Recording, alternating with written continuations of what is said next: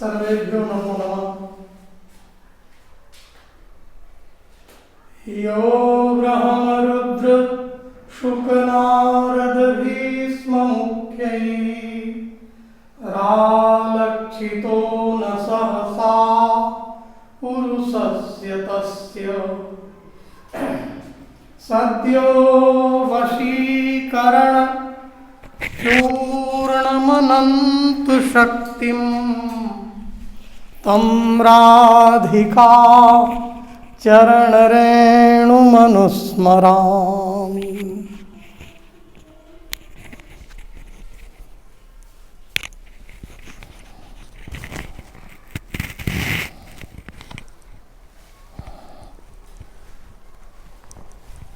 आइए हम लोगों ने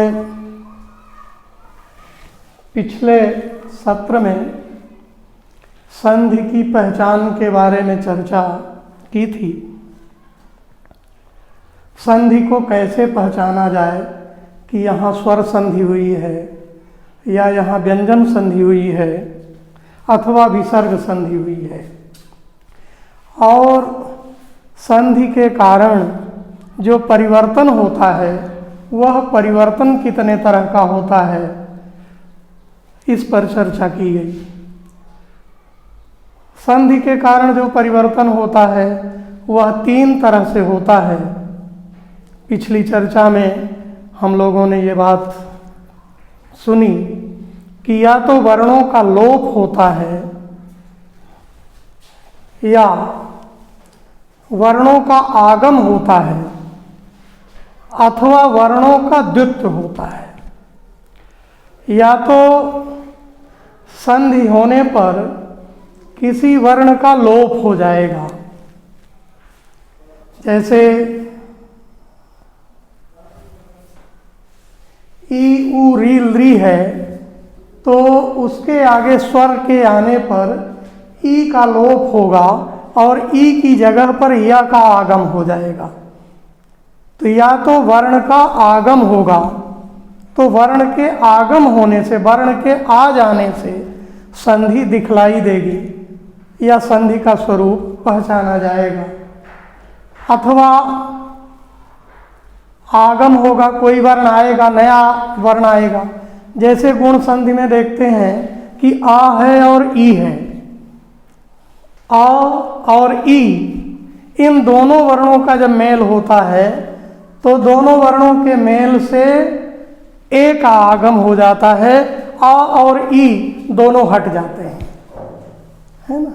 अथवा कहीं पर वर्ण का द्वित्व होता है, जैसे कस्मिन अवसरे कहा जाए कि किस अवसर पर, इसको संस्कृत में कहें कस्मिन अवसरे, तो कस्मिन में न हलंत है, धन अवसरे, तो जब दोनों जुड़ेगा तो न का द्वित्व हो जाएगा और बन जाएगा कस्मिन नवसरे। कस्मिन नवसरे, न का द्वित्व हो जाएगा। इसलिए वर्ण का आगम होगा या वर्ण का लोप होगा अथवा द्वित्व होगा। यह संधि के कारण 3 तरह के परिवर्तन दिखाई देते हैं। तो आइए स्वर संधि के भेदों के संबंध में चर्चा करते हैं। तो सबसे पहले व्याकरण शास्त्र के नियमानुसार यण स्वर संधि लेते हैं। यण स्वर संधि, संधि प्रकरण जब प्रारंभ करते हैं लघु सिद्धांत कौमुदी के अनुसार, तो सबसे पहले यण संधि का सूत्र लिखते हैं इको यणच। इको यणच, इसमें 3 शब्द हैं, इकः, यण, आचि। इकः माने इक का यण हो जाएगा, आचि, अच परे रहते माने बाद में अच यानी स्वर हो। लेकिन यहाँ पर यह ध्यान देना पड़ेगा कि असमान स्वर होना चाहिए। यदि इक माने इक प्रत्याहार, पहले चर्चा हो चुकी है, इक माने इक प्रत्याहार, तो इक प्रत्याहार में कौन कौन से वर्ण आते हैं? आई उण रिल रिक में आई उण का आ हटा दिया जाए, 4 वर्ण जुड़ेंगे, ई उ री री, इक प्रत्याहार। अब यण स्वर संधि का नियम कहता है कि ई उ री री के बाद क्या जुड़ेगा? आच। कैसा आच माने होता है स्वर, आच प्रत्याहार के अंतर्गत सभी स्वर आ जाते हैं, इसलिए आच माने स्वर। तो ई उ रील री के बाद क्या जुड़ रहा है? असमान स्वर जुड़ रहा है। असमान स्वर का मतलब होता है कि ई के आगे जुड़े तो ई न जुड़े, नहीं तो दूसरी संधि का नियम लग जाएगा। ई के आगे आ जुड़े, ई के आगे उ जुड़े, ई के आगे री जुड़े, ई के आगे ए जुड़े, तो असमान स्वर के जुड़ने पर क्या हो जाएगा? इक प्रत्याहार के वर्णों को यण प्रत्याहार का वर्ण हो जाएगा। ये य व र ल ये यण कहे जाते हैं, क्योंकि हैवरट और लण ये जो 5वां 6वां सूत्र है, हा को हटा देंगे तो य व र हैवरट में ले लेंगे, और लण सूत्र जो 6वां है उसमें ल ले लेंगे, तो बन जाएगा यण प्रत्याहार। यण प्रत्याहार का बोधक हुआ य व र ल। तो ये क्रम से होगा, इक प्रत्याहार के वर्णों को यण प्रत्याहार का वर्ण हो जाएगा असमान स्वर के आने पर। तो क्रमशः होगा, ई को या हो जाएगा, उ को वा हो जाएगा, री को र हो जाएगा और री को ल हो जाएगा। ऐसा नहीं होगा कि ई को वा हो जाए या ई को र हो जाए, वो क्रम से ही होगा। ई उ री री को असमान स्वर आगे आने पर क्रमशः य व र ल हो जाएगा। यह यण संधि का नियम है। अच्छा, संधि में हमेशा संधि होती है प्रथम पद के अंतिम वर्ण और द्वितीय पद के आदिम वर्ण के साथ, इसलिए यहां पर मैंने हेडिंग में लिख दिया है प्रथम पद का अंतिम वर्ण धन, द्वितीय पद का आदिम वर्ण, आदिम माने शुरू वाला वर्ण, प्रथम पद का अंतिम वर्ण के साथ जुड़ेगा द्वितीय पद का आदिम वर्ण, और जब ये दोनों जुड़ेंगे तो संधि का कोई वर्ण होगा। माने जब संधि हो जाएगी तो वो नया वर्ण होगा, तो संधि वर्ण यहां लिख दिया गया बराबर संधि वर्ण, और उसके आगे लिखा गया है संधि सूत्र। कौन सा सूत्र यण संधि करता है, कौन सा सूत्र जो है गुण संधि करता है, इसके संबंध में ये सूत्र दिए गए हैं। तो इको यणच का मतलब हुआ इक के स्थान में, इक माने ई उ री री के स्थान में य व र ल हो जाएगा यदि उसके आगे असमान स्वर हो। तो ई को य हुआ, उ को व हुआ, री को र हुआ और री को ल हुआ। तो ये क्या हुआ है? ई के स्थान में य हो गया, माने ई का लोप हो गया। तो जब ई का लोप हो गया तो या बन गया, उ का लोप हुआ तो वा बन गया, री का र हो गया और री का ल हो गया। यह इको यणच सूत्र के माध्यम से हम लोग समझ सकते हैं। सूत्र का मतलब होता है कि जब किसी नियम को थोड़े ही शब्दों में बांध दिया जाए तो वो सूत्र है, और पूरा अर्थ दे। कम शब्दों में ही पूरे अर्थ का बोध कराने वाला जो होता है उसे हम सूत्र कहते हैं। इको यणचि, इसमें इकाहा एक शब्द है, यण दूसरा शब्द है, आचि तीसरा शब्द है। इकाहा इक के स्थान में या इक का, यण प्रथमा विभक्ति एक वचन का पद है, इकाहा षष्ठी विभक्ति एक वचन का पद है, और आचि अच प्रत्याहार माने स्वर, आचि माने अच का सप्तमी विभक्ति एक वचन है, माने आधार क्या है? आचि। यदि स्वर रहे, इक को या इक का यण होगा आची, माने स्वर रहते हुए। यदि स्वर है आगे तो इक को यण हो जाएगा। इको यणित सूत्र को ही देखिए कितने विस्तार से इसका अर्थ निकलेगा, लेकिन सूत्र यदि समझ लिया जाए तो सूत्र में सारी बात निहित है। सूत्र का मतलब होता है इक के स्थान में, माने ई उ री ली के स्थान में या व र ल हो जाएगा, माने यण हो जाएगा। आची माने आच माने स्वर के, यानी असमान स्वर के आगे रहने पर। शर्त है, बिना शर्त के संधि में कोई काम नहीं हो सकता। अब वर्णों का बदलाव भी होगा, इसलिए यहाँ ये देखना है कि हम कहाँ पे वर्णों को बदल रहे हैं और कौन सी शर्त लग रही है, तो इसको देखेंगे। यण स्वर संधि, इसको यण स्वर संधि क्यों कहते हैं? यण स्वर संधि इसलिए कहते हैं क्योंकि संधि में या व संधि होने के बाद संधि का वर्ण य व र ल दिखाई दे रहा है। यण संधि में य व र ल माने यण प्रत्याहार का वर्ण है। य व र ल हो जाने के कारण इसको यण संधि कहते हैं। क्योंकि संधि में जब संधि का पद जुड़ जाएगा, संधि हो जाएगी, तो उसमें य दिखाई देगा, व दिखाई देगा, र दिखाई देगा और ल दिखाई देगा। आइए उदाहरण से समझते हैं। यद्यपि इसका विच्छेद होगा यदि धन आपी। अब सूत्र कहता है यदि धन आपी, सूत्र कह रहा है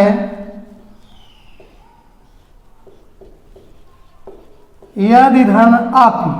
सूत्र कहता है कि यदि ई उ री ली के आगे असमान स्वर हो तो यदि में प्रथम पद का अंतिम वर्ण, ये भी ध्यान देना है कि संधि किसके साथ होगी? प्रथम पद के अंतिम वर्ण और द्वितीय पद के आदिम वर्ण के साथ। ऐसा नहीं है कि या में जो आ है उसके साथ पी के इकार के साथ संधि होगी। क्यों? क्योंकि संहिता के विषय में ही संधि होती है। परः सन्निकर्षः संहिता, संहिता सूत्र ये कहता है कि जब वर्णों की अत्यंत समीपता होगी तभी संधि होगी। जैसे कक्षा में दो बच्चे आसपास बैठते हैं तो पास पास बैठने के कारण धीरे धीरे उनमें मेल हो जाता है। अब मेल होने के कारण परिवर्तन होने लगता है। एक बच्चा दूसरे बच्चे के स्वभाव को ग्रहण करेगा, दूसरा पहले वाले का स्वभाव ग्रहण करेगा। ऐसे ही वर्णों में भी है। यदि में इकार है, आपी में आकार है, तो इकार के आगे आकार, माने यहाँ पर नियम लागू हो रहा है। यदि धन आपी में यण संधि का नियम है कि ई उ री ली के बाद कोई असमान स्वर आए, तो यदि में ई है और आगे असमान स्वर अ है तो ई को हो जाएगा य। तो यहाँ पर यदि में द के साथ जो ई मिला है उस ई के स्थान में या हो जाएगा, तो बनेगा या द। चूंकि ई निकल गए, ई निकल करके या बन गया। अब तो द बचा हलंत। अब इधर आगे जोड़ दें आ पी, तो या द्या और ये आ जो है या में जुड़ गया तो बन गया या। चाहे ऐसे लिखें और चाहे इस तरह से भी लिख सकते हैं। तो यदि धन आपी बराबर हो गया यद्यपि। इसी तरह से अन्य उदाहरणों को भी समझना चाहिए। दूसरा उदाहरण है मध्वरी ही। मध्वरी ही मधुधन अरि, विच्छेद होगा मधुधन अरि। मधु में उकार है, अरि में आकार है, असमान स्वर है। ऊ के आगे असमान स्वर पड़ रहा है, इसलिए ऊ को हो जाएगा दूसरा वर्ण वा। संधि वर्ण ये ध्यान रखना है कि संधि वर्ण क्या हो रहा है? य व र ल। किसको य व र ल हो रहा है? इक को, ई उ री ली को, ई को य, ऊ को व, री को र, ली को ल हो रहा है। तो मधुधन अरिह जो मध्वरिह उदाहरण है, मधुधन अरिह विच्छेद होगा। मधु में उकार आ रहा है ऊ, और अरिह में अकार आ रहा है जो असमान स्वर है, इसलिए उकार को हो जाएगा वा। अब ध्यान देने की बात यह है कि यह होगा तो यह हलंत ही होगा, यह पूरा नहीं होगा, नहीं तो आगे वाले स्वर में जुड़ेगा कैसे। ई को यह होना है, यह केवल हलंत माने यह व्यंजन होगा, यह के साथ कोई स्वर नहीं है, वह व्यंजन होगा। ये मूल रूप से ये जो ध्वनियां हैं ये हलंत ही हैं, जितने व्यंजन वर्ण हैं वो हलंत ही रहते हैं।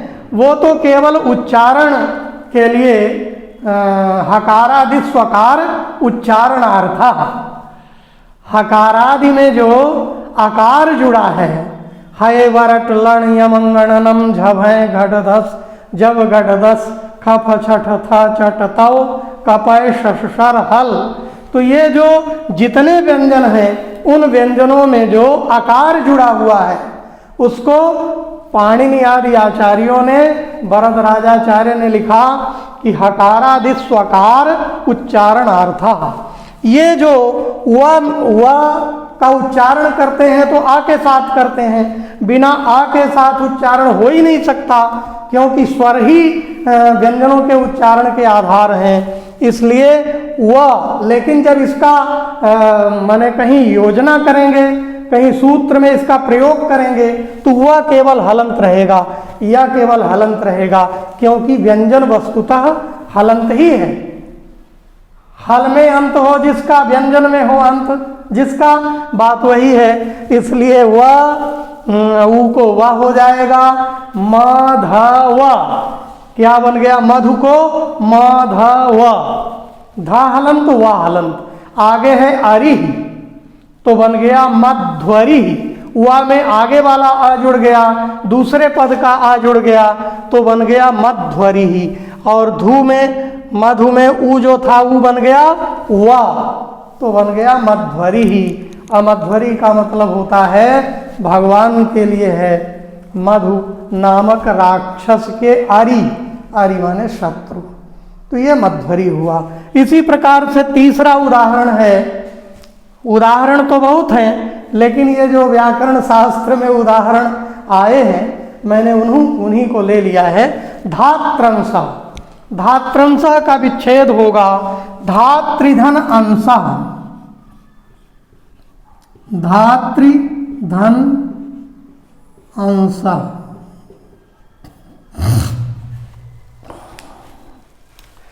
अब नियम कह रहा है ई उ री री के बाद कोई असमान स्वर आए तो री, धात्री में रिकार है और आगे असमान स्वर अंग आ रहा है, ये आ के ऊपर अनुस्वार है तो मूल स्वर तो आ ही है, तो रिकार के बाद अ स्वर आ रहा है, अंग आ रहा है, रिकार को हो जाएगा र, इसलिए धात्री बन जाएगा धा त र, धात्र। अब र में अंग जुड़ेगा तो रंग ट्रंग बन जाएगा धात्रंश। इसी तरह से धात्रंश माने धात्री माने विधाता का अंश, अंश माने भाग, धात्रंश धात्रिधन अंश बराबर धात्रंश यण स्वर संधि। अब यद्यपि में यह दिखाई दे रहा है बीच में, जहां संधि हो रही है उस संधि के बीच में दिखा, सेंटर में दिखाई देगा, सेंटर में यह भी दिख रहा है, वह सेंटर में वह भी दिख रहा है, और र धात्रंश त्र र बीच में र भी दिख रहा है, और ल अब यहाँ लृ धन आकृति, चूंकि लृ एक पद ही है, लृ धन आकृति ही, इसलिए यहाँ बीच का सवाल ही नहीं उठता, लृ धन आकृति ही, लृ को सीधे ल हो गया, लृ को सीधे ल हो गया और आकृति ही जुड़ गया तो बन गया लाकृति ही। लृ जैसी आकृति, लृ कहते हैं टेढ़ी मेढ़ी आकृति, लरी माने टेढ़ा मेढ़ा, तो लाकृति माने टेढ़ी मेढ़ी आकृति वाला, यथा कृष्ण, जैसे कृष्ण टेढ़ी मेढ़ी आकृति है ना, ऐसे लरी जैसी आकृति वाला। तो इस तरह से हम लोगों ने देखा कि यण स्वर संधि का नियम है इको यणचि। इसमें ध्यान देने की प्रमुख बात यह है कि ये तीन चार्ट में तीन जो कॉलम है इसे नहीं भूलना है। प्रथम पद का अंतिम वर्ण, द्वितीय पद का आदिम वर्ण और फिर जो संधि वर्ण हो जाता है, इन तीन चीजों को नहीं भूलना है। यही संधि की पहचान का मुख्य केंद्र बिंदु है। आइए हम स्वर संधि के दूसरे भेद की चर्चा करते हैं। यदि यण स्वर संधि में तो हमें ऐसा नहीं लगता कि कोई बात ना समझ में आई हो या छूट रही हो। इसमें मुख्य यही है कि यण स्वर संधि का जो मूल सूत्र है इको यणचि, उसका तात्पर्य हुआ ई उ री री के स्थान में या व राला हो जाएगा, माने इक के स्थान में यण हो जाएगा। ये जो यहाँ इक लिखा हुआ है ई उ री री का बोधक है, इक प्रत्याहार है, या व राला यण प्रत्याहार का बोधक है। और ये आच माने स्वर होता है, लेकिन यण संधि में इक के आगे असमान स्वर की ही जरूरत है। यदि इक के आगे समान स्वर हो जाएगा तो फिर ये जो तीसरी संधि हम लोग पढ़ेंगे दीर्घ स्वर संधि, दीर्घ स्वर संधि का नियम उस पर लागू हो जाएगा। इसलिए अलग अलग संधि के जो नियम हैं उन नियम के आधार पर ही हम उसे उदाहरण में घटा सकते हैं, उदाहरण में समझ सकते हैं। तो ई उ री री के आगे असमान स्वर आए तो उसे क्रम से ई को या, उ को वा, री को रा और री को ला हो जाता है। यही इसकी पहचान है। अब इसके अलावा बहुत सारे उदाहरण हैं, जैसे शुद्ध्युपास्य, शुद्ध्युपास्य, सुधीधनु उपास्य। सुधी में अंत में ईकार है और आगे ऊ है, स्वर है, असमान स्वर है, इसलिए धी के ई को यह हो जाएगा शुद्ध और उपास्य जुड़ जाएगा शुद्ध्युपास्य। तो इस तरह से बहुत सारे उदाहरण मिलेंगे। मध्वरी, धात्रंसः, लाकृति। आइए दूसरी संधि जो स्वर संधि का भेद है, अयादि स्वर संधि, इस पर चर्चा करते हैं। अयादि स्वर संधि, इसमें मूल नियम है प्रथम पद के अंतिम वर्ण के रूप में क्या आएगा, इसको ध्यान देंगे। प्रथम पद का अंतिम वर्ण, द्वितीय पद का आदिम वर्ण, इन दोनों के जोड़ने से जो संधि वर्ण आएगा यही मूल नियम है। तो प्रथम पद के अंतिम वर्ण में क्या आना चाहिए, ए ओ आई औ।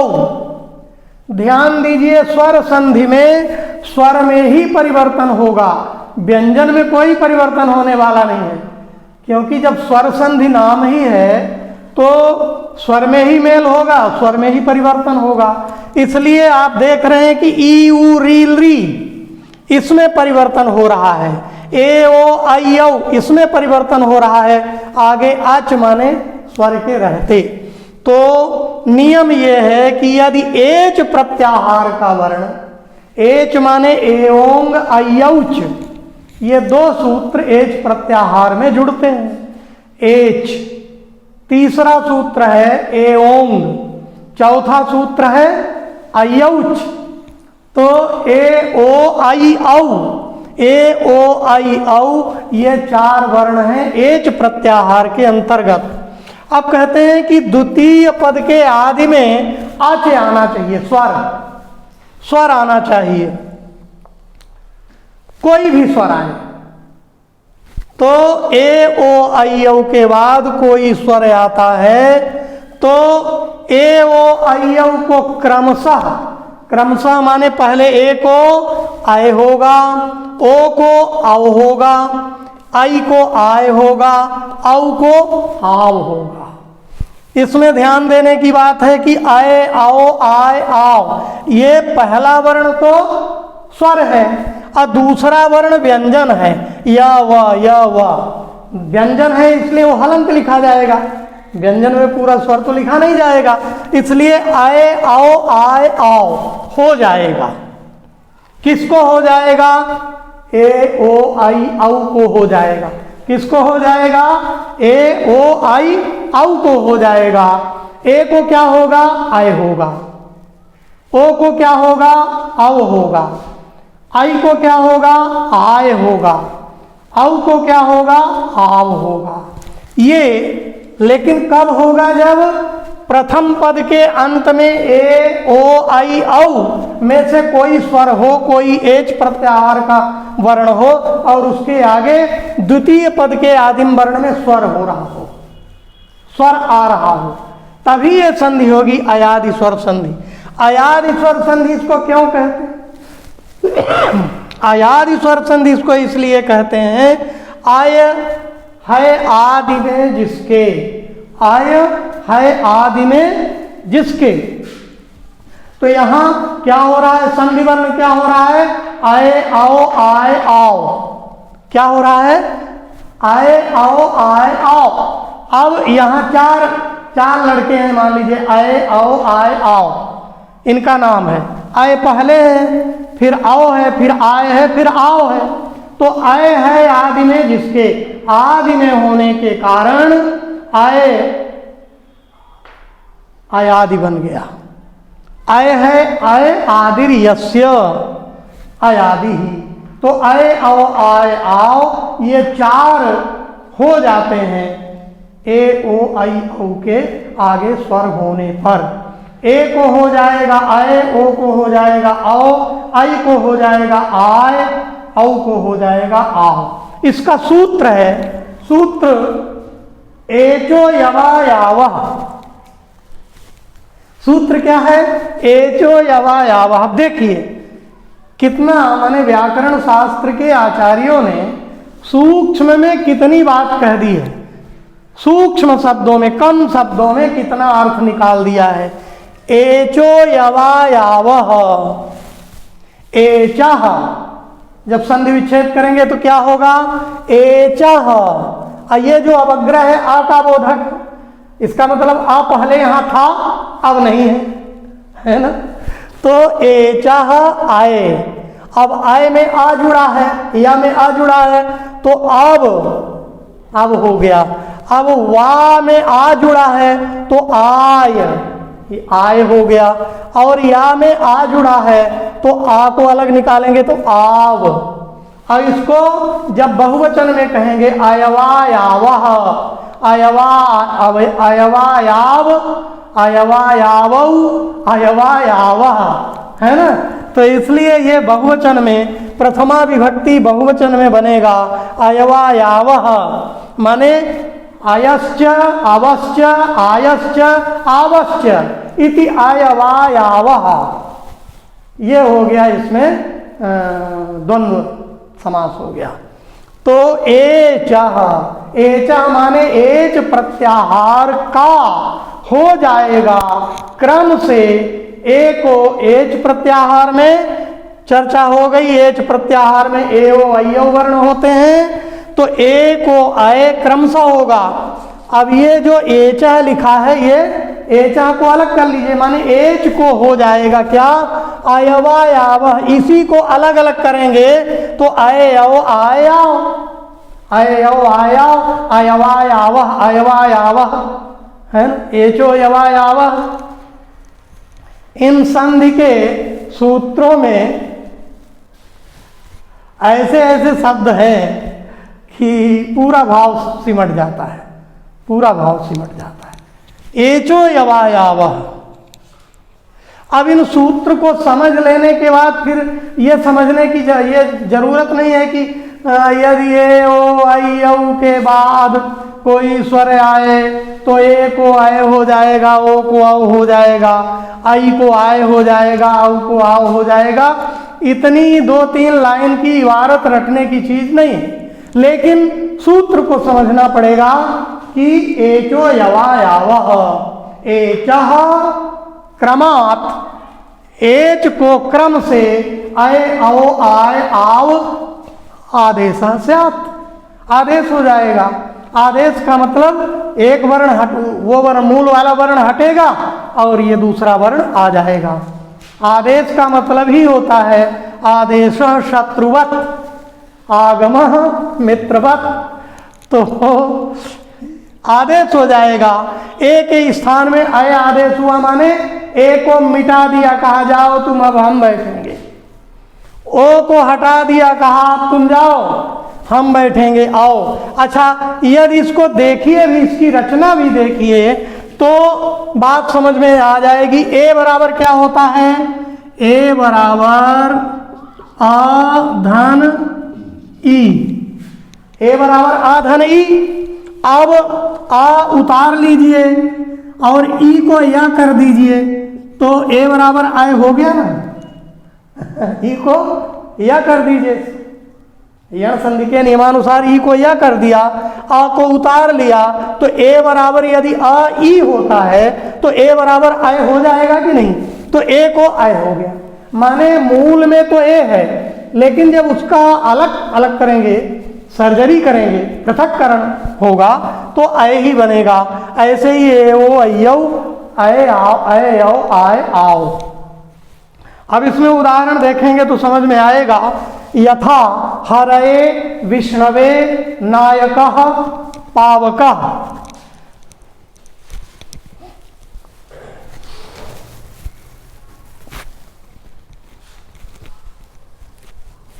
हरये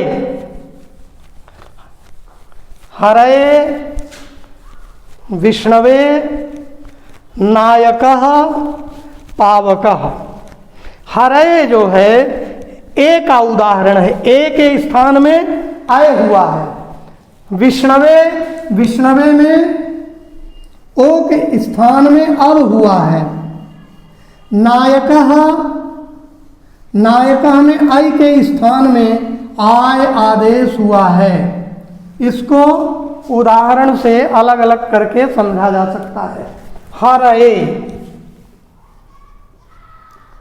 हरे धन ए, हरे धन ए। सूत्र कहता है ये चो यवा यावह, ए ओ आई औ के आगे कोई स्वर हो तो ए को अय, ओ को आओ, आई को आय, औ को आओ हो जाता है। तो ए को नियम है कि ए ओ आई औ प्रथम पद के अंतिम वर्ण में, ये ध्यान रहे प्रथम पद का अंतिम वर्ण ए ओ आई औ होना चाहिए। तो प्रथम पद है, प्रथम पद है और ये द्वितीय पद है। प्रथम पद का अंतिम वर्ण हुआ ए और द्वितीय पद का आदिम वर्ण हुआ ए, तो ए भी आ रहा है और ए जो है स्वर भी है, इसलिए ए को क्या हो जाएगा? आय हो जाएगा। तो इसको हम लिखेंगे हा रा, ए को आय हो गया और अंत में है ए। तो इसको जब जोड़ देंगे तो क्या बनेगा? ह र में आ जुड़ गया तो ह र, या में ए जुड़ गया तो ये हारा ये। अब इसमें यह दिख रहा है कि आए आए आओ होना चाहिए बीच में, तो यथा हारा ये आये, अब आगे ए था इसलिए हो गया हारा ये। विष्णवे, विष्णु धन ए औ हुआ तो विष्णवे। नई धन अकः, नई धन अकः नायकः, नई धन अकः। नई में आई है तो आई के स्थान में आय आदेश होगा, तो नई का हो गया न धन आय, आई का आय हो गया और इधर अकह जुड़ गया तो बन गया न में आ न,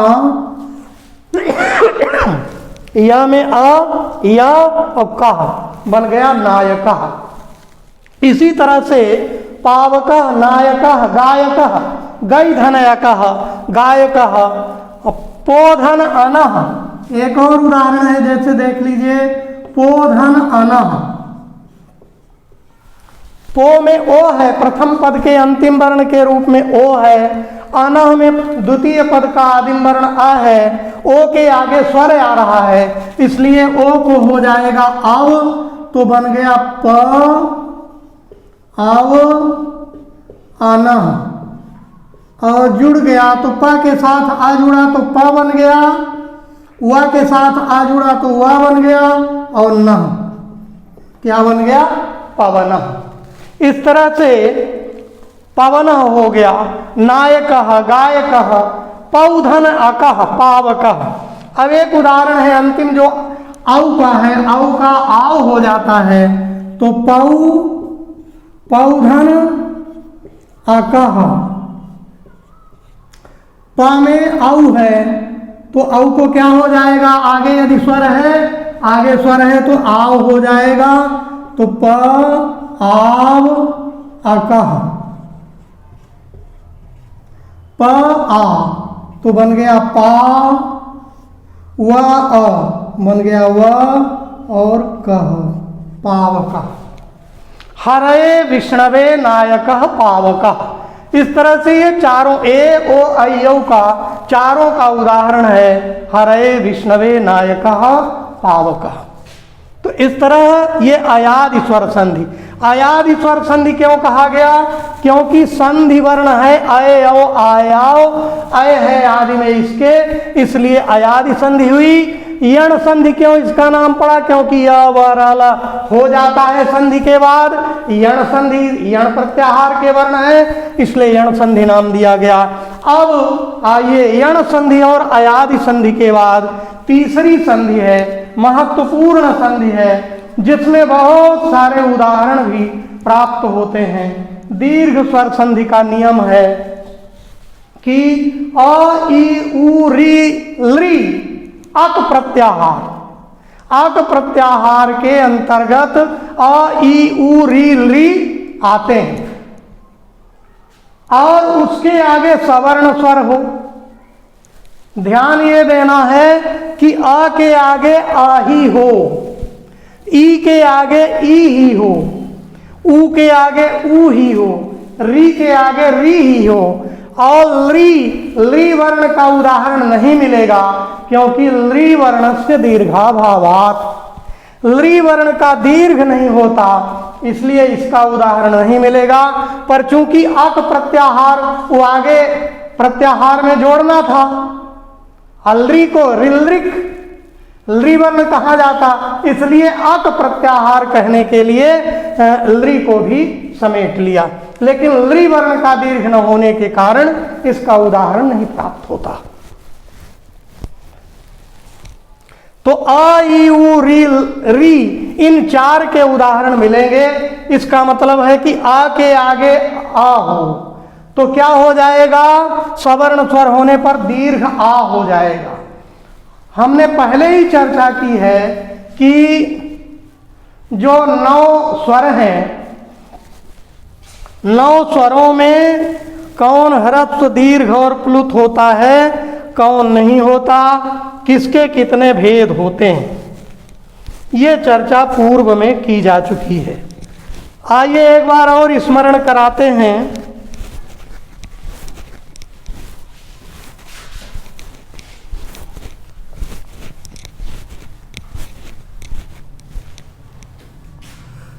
सभी अच प्रत्याहार के सभी वर्ण लिख देते हैं।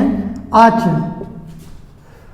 सभी स्वर हैं ये, आ ई उ री ली ए ओ आई औ। अब ध्यान दीजिए कि ये 9 स्वर ही मूल स्वर हैं। अब ये 9 स्वर, इन 9 स्वरों के भेद कैसे होते हैं, तो ये जो आ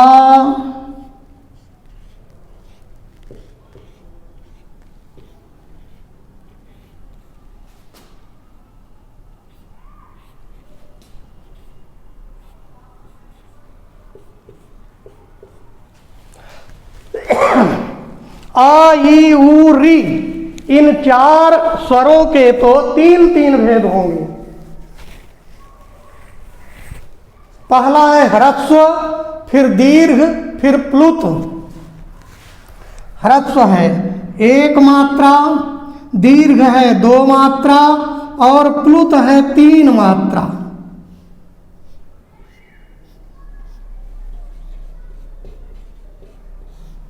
एक मात्रो भवेद ह्रस्वो, 1 मात्रा का ह्रस्व वर्ण होता है। 1 मात्रा, मात्रा किसको कहते हैं? वर्णों के उच्चारण में जो लगने वाला समय है, जो लगने वाली अवधि है, उसी को मात्रा कहते हैं। तो 1 मात्रा का समय लगे, आ 1 मात्रा हुआ, आ 2 मात्रा हुआ, आ 3 मात्रा हुआ। तो 1 मात्रा का नाम हुआ ह्रस्व, 2 मात्रा का नाम हुआ दीर्घ और 3 मात्रा का नाम हुआ प्लुत। प्लुत वर्ण का उच्चारण तभी होता है जब किसी को बुलाया जाता है।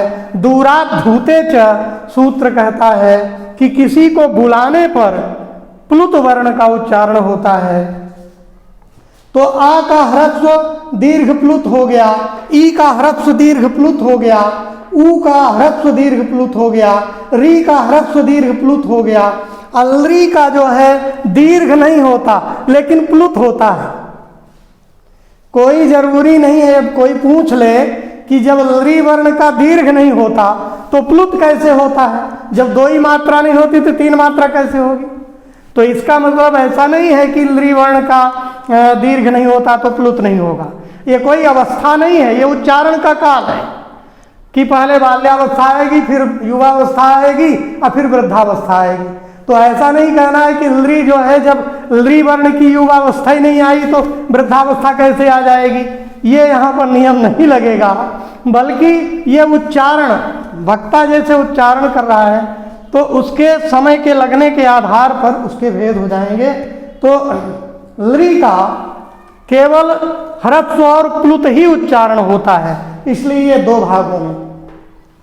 ए ओ आई औ, इसका ह्रस्व, इन 4 वर्णों का ह्रस्व नहीं होता। एचाम ह्रस्वाभावात्, है ना? तो ए ह्रस्व नहीं होता तो दीर्घ प्लुत होता। ओ आई औ ये दीर्घ होते हैं, प्लुत होते हैं, लेकिन ह्रस्व नहीं होते। इस प्रकार से इन स्वरों का जब भेद किया जाएगा तो 4 तिहाई 12 ये हो गया और 2 पंचे 10 ये हो गया, 12 10 22 स्वर हो गए। अब फिर इनके और भेद करना हो, उदात्त अनुदात्त स्वरित, तो 22 तिहाई 66 हो जाएगा। अब फिर 2 भेद करें, अनुनासिक अननुनासिक, तो हो जाएगा 66 दूना 132, 132 प्रकार हो जाएंगे स्वर के। आइए ध्यान देते हैं कि दीर्घ संधि का नियम है अकः सवर्णे दीर्घः, अकः सवर्णे दीर्घः। सीधा सीधा है, अकः माने आ ई ऊ री, अक प्रत्याहार का हो गया, तो अक को हो जाएगा सवर्णे, सवर्ण स्वर होने पर। सवर्ण स्वर माने समानम वर्णम सवर्णम, जिसका उच्चारण स्थान, जिसका अभ्यंतर प्रयत्न, जिसका बाह्य प्रयत्न एक हो, वही सवर्ण है। तुल्यास्य प्रयत्नम सवर्णम, तो सवर्ण हो। आ ई ऊ री का सवर्ण स्वर आए तो आ मिलकर के आ हो जाएगा, ई मिलकर के ई हो जाएगी, ऊ मिलकर के ऊ हो जाएगा, री मिलकर के री हो जाएगी, दीर्घ हो जाए, होगा दीर्घ। अच्छा, अब यहां पर ऐसा नहीं है कि ह्रस्व ही मिले तो दीर्घ होगा, दीर्घ भी मिलेगा तब भी दीर्घ ही होगा। जैसे विद्या, राम आज्ञा, विद्यालय है, इसको देख लीजिए, विद्याधन आलय, विद्याधन आलय, विद्या में आ है दीर्घ, आलय में आ है दीर्घ, तो ये दीर्घ ये दीर्घ भी मिल करके दीर्घ ही बनेगा, ऐसा नहीं कि दीर्घ दीर्घ मिलके महादीर्घ बन जाएगा। ह्रस्व ह्रस्व भी मिलके एक मात्रा ह्रस्व होता है, दो मात्रा दीर्घ होता है। यदि ह्रस्व के साथ दीर्घ मिलेगा तो भी दीर्घ होगा, दीर्घ के साथ ह्रस्व मिलेगा तो भी दीर्घ होगा, दीर्घ दीर्घ मिलेगा तो भी दीर्घ होगा, और ह्रस्व ह्रस्व मिलेगा तो भी दीर्घ होगा। जैसे राम धन आज्ञा, राम में माँ में आ है, ह्रस्व है, आज्ञा में आ दीर्घ है, और आ समान वर्ण है, सवर्ण है, सवर्ण स्वर होने के कारण आ हो जाएगा, दो आ के स्थान में एक दीर्घ आ हो जाएगा। राम धन आज्ञा बराबर राम आज्ञा हो जाएगा। और इसी तरह से ई का उदाहरण देखें, नदी धन ईसा, नदी में दीर्घ ई है, ईसा में ई जो है दीर्घ ई है, तो दोनों दीर्घ होने पर एक दीर्घ हो जाएगा, ई बन जाएगा। नदी धन ईशा, नदीशा, ऐसा नहीं कि दीर्घ की दो मात्रा है, ई और ई की दो मात्रा आगे भी है, तो दो दो मिला के चार मात्रा बना दीजिए, अपलुत तीन मात्रा बना नदीसा, ऐसा नहीं होने वाला है, एक ही होगा। इसीलिए तो इसका नाम है दीर्घ स्वर संधि। दीर्घ स्वर संधि का मतलब होता है कि आक प्रत्याहार का वर्ण आ ई उ री री, उसके सामने वही आक प्रत्याहार का ही वर्ण क्रमशः सवर्ण के रूप में आए तो आ ई उ री हो जाता है। इसका सूत्र है अकः सवर्णे दीर्घ। आक के स्थान पर माने आक के आगे यदि सवर्ण पड़े माने आक ही पड़े तो उन दोनों को मिला के दीर्घ हो जाता है। यही बात यहाँ लिखी है, प्रथम पद का अंतिम वर्ण, द्वितीय पद का आदिम वर्ण, प्रथम पद का अंतिम वर्ण आई उरी और द्वितीय पद का आदिम वर्ण भी सवर्ण माने आई उरी, और संधि वर्ण क्या हो जाएगा, आ ई उ री हो जाएगा। और इसका उदाहरण देख लिया आपने, रामाज्ञा, नदीशः, बधूत्सवः, बधूधन उत्सवः, बधू में धू उकार है, दीर्घ उकार है, उत्सवा में ह्रस्व उकार है, दोनों को मिला करके दीर्घ हो गया, ऊ बन गया बधूत्सवः। और इसी तरह से रिकार का उदाहरण है, री री मिल करके दीर्घ री हो जाएगी, होत्रिधन ऋकारः बराबर होत्रिकारः। इस तरह से ये दीर्घ स्वर संधि। तो स्वर संधि के तीन भेद हम लोगों ने देखे। ई उ री री के स्थान पर य वाला हो जाएगा यदि आगे असमान स्वर हो तब। इसका सूत्र है इको यणचि।